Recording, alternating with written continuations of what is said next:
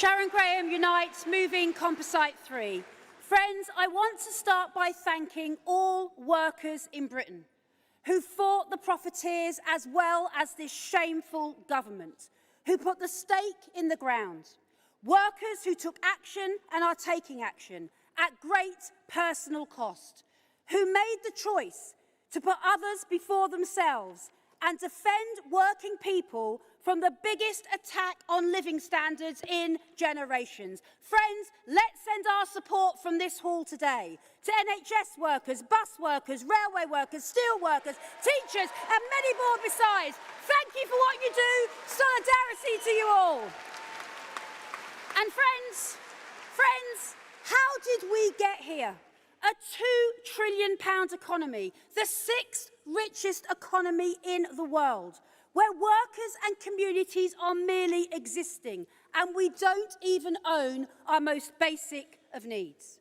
The big question for the next government is who pays for the crisis, because it certainly cannot be the same everyday men and women who paid for the last one. The financial crash in 2008, that pain was not shared.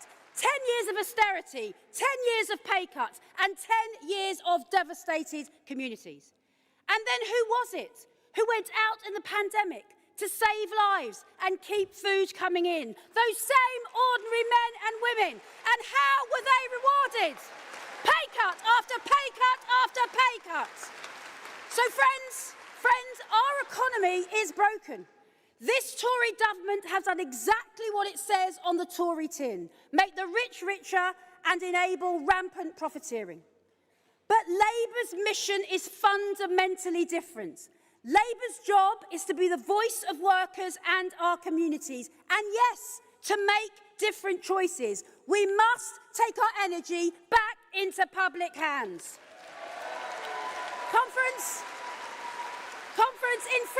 In France, they own their own energy, which has meant lower bills for the French people. While in Britain, we have let energy monopolies fill their boots by picking the pockets of UK workers. How they must have laughed. And there it is, crystallised in one crisis, the stark failure of mass privatisation, the abhorrent spectacle of grasping corporations making billions while ordinary people live hand to mouth. And friends, we have done it before. We have done it before in 1945. Despite the ravages of war, a Labour government made a choice to build the NHS and a more just society, where it mattered less the family you were born into and more about the contribution you could make. So Labour, now is the time to be bold, to do what it says on the Labour tin: back ordinary men and women and be their voice. The people who clean our roads, who teach our children, who look after our parents. Let's put our arms around them, like we did in 1945. And Labour, let them be in no doubt, whose side we are on. I move.